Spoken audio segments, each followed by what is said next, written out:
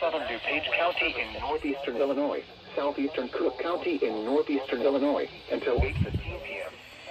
At 7:40 p.m., severe thunderstorms were located along a line extending from Wheatonville to near Shorewood, moving east at 50 miles per hour. Hazard, 60 miles per hour wind gusts. Source, radar indicated. Impact, expect damage to roof, siding, and trees.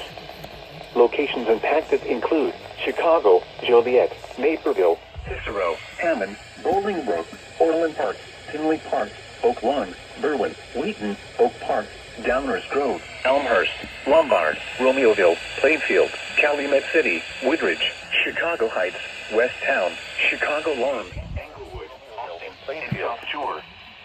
For your protection, move to an interior room on the lowest floor of a building.